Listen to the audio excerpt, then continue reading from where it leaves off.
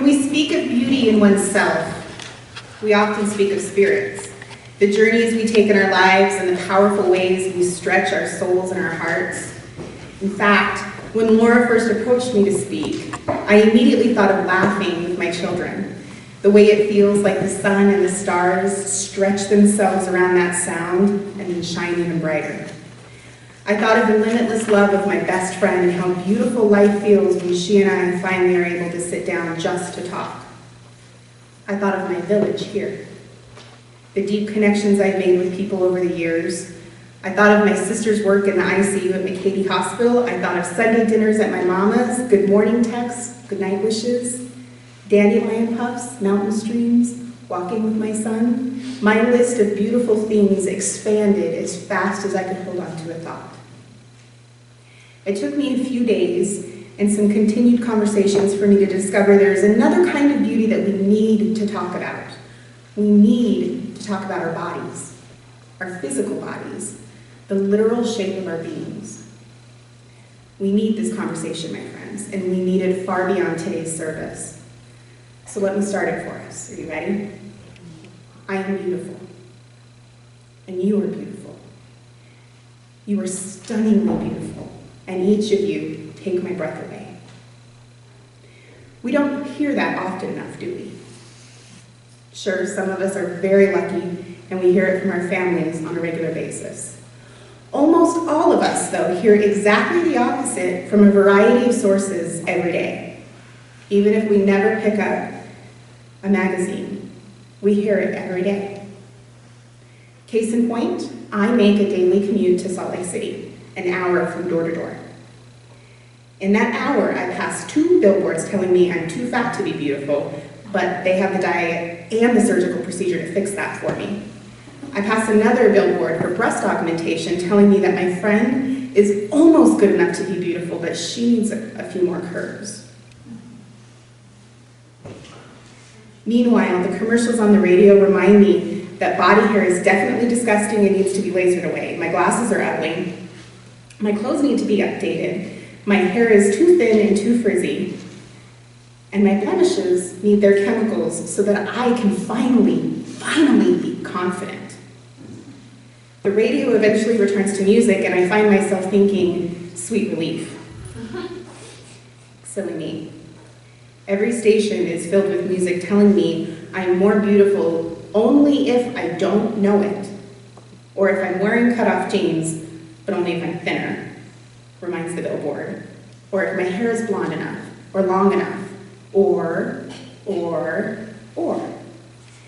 It's no wonder that by the time I get to work, and my coworker, who is also very beautiful, by the way, tells me I look nice, and I shake my head and tell her that my hair is a mess, my outfit feels wrong.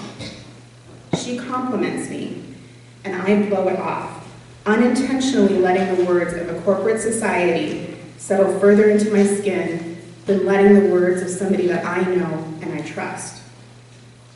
And then 8 hours later, I listen to all the same dribble on the way home. Would turning it off help? Sure. Not being exposed to all that would make a difference, absolutely. I don't think that's the answer, though, because it isn't just the radios. How many of us have said to one another that the puberty years are when we look our most awkward? How many of us have equated braces with that awkward feeling?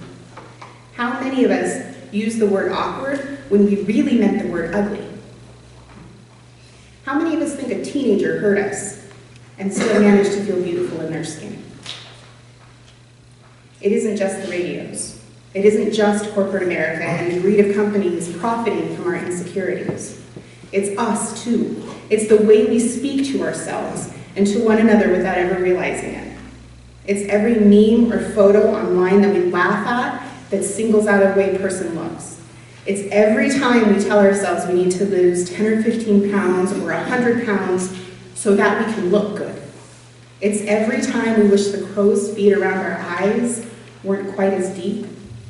It's every time we shy away from the camera because we don't like what we know we will see, and every time we respond to a compliment by blowing it off. Think about that one with me for just a second. Someone just told you you were beautiful, and you brush it aside, making an excuse about your hair or clothes or how much sleep you've gotten. You have reinforced for them the idea of unattainable beauty. They will, intentionally or not, incorporate that into their own definitions of beauty. And you will incorporate that into yours, intentionally or not. Turning off the radio and the TV definitely won't fix this. I am beautiful. You are beautiful. I have spent the last few weeks pondering beauty and what it means to me, what it means to exist in this tremendous body of mine and still feel beautiful. I have looked at this from every angle, and I think, and I have a hunch, that I'll spend the next few years thinking about it as well. Here's what I realized. I don't have everyone's answer. I can't. 7 billion people in this world. 7 billion people. 7 billion different ideas of beauty. It's a lot to answer to. What I can offer is my truth. We are all reflections of this beautiful world we live in. It is such a devastatingly beautiful world, isn't it? Have you noticed the mountains this season? The countless dots of red and yellow against the enormity of the land take my breath away. The swell at the base of the mountain, the textured curves and the lines that trace along to a brilliant peak, I can't get enough. I cannot believe that I am blessed to live near this kind of beauty. Have you noticed that I am shaped like a mountain? It's true, and it's okay. My countless dots aren't red and yellow, but I have brown freckles and moles covering my landscape. I swell in size in similar places, narrowing at the peak of my head. I have marks on my thighs called spider veins. I call them my tributary streams. They crop up in the most beautiful blue hue. They squiggle along a bit before disappearing again, just like a mountain stream. My body, my physical body, the literal shape of my being mirrors the mountain outside our door. I cannot believe I am blessed enough to possess this kind of beauty. Have you ever looked at an aspen? Tall, lean, branching out to the sky. Much like Nick Mom. He reaches out to the sky when he's excited, his own tall, lean frame commanding our attention. His laugh is the quaking of the leaves, gentle in tender times and loud in singing in times of wind.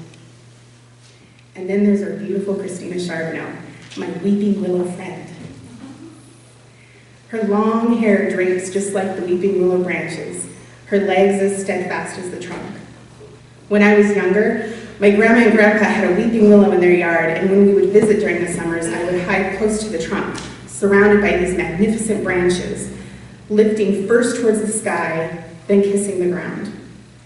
I always felt safe there, protected by this tree, hidden from all that might break a child's heart. My friends, a hug from Christina is exactly the same.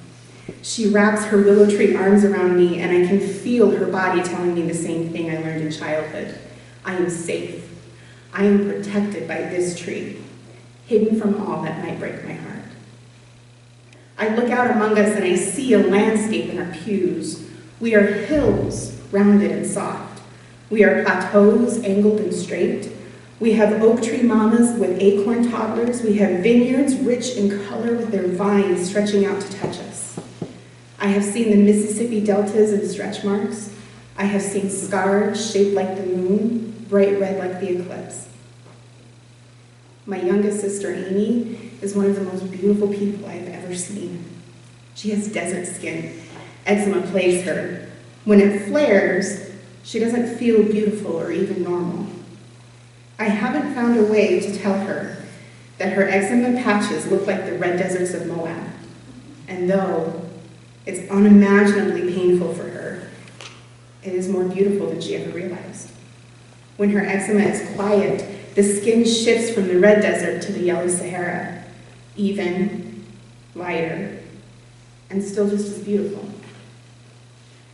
I'm not the only one to see the world like this, my friends. We have phrases scattered throughout our language begging us to take a closer look at the connection between the land and our bodies. Ash blonde, honey brown, amber eyes, almond eyes, pear-shaped body, rosy cheeks. Our physical bodies are reflections of our world. And I don't know about you, but I can't remember the last time I told a mountain that it needed to lose 100 pounds before I was going to appreciate it. And I can't remember telling a sapling that it was in an awkward stage, but that if it just hung on, it was going to be beautiful. When I was very young, I asked my grandma why she had so many cracks in her face. I wonder what message I would have learned if instead of meeting my questions with embarrassed anger, she would have explained that, like the Grand Canyon, we age, and that, like the Grand Canyon, those deepened lines are a marvel to behold. I wonder what message my mother would have heard had my grandma responded like that. I wonder what would have happened if I had known to tell her that she was beautiful with all those canyon cracks, or if I'd had the courage to tell her when I was older, before she passed away. There's more, too. When is the last time that you looked up at a star-soaked sky, remarked on the beauty of it, and then heard it argue back? I don't know about you, but the stars don't feel the need to tell me that they are shining too brightly or too dimly. The sun doesn't apologize for being too hot in the summer or too far away in the winter. The trees don't tell us they are too tall or too short, and cacti does not apologize for the sharpness of their spine. No sunset has ever told me that it was all in the Instagram filters. What if we didn't either? What if the next time someone complimented us, we set aside the old story and told our new one? What if we simply and courageously said, thank you? What if we told ourselves we are beautiful? What if we told each other more often, we are beautiful? I'll start. I am beautiful. You are beautiful.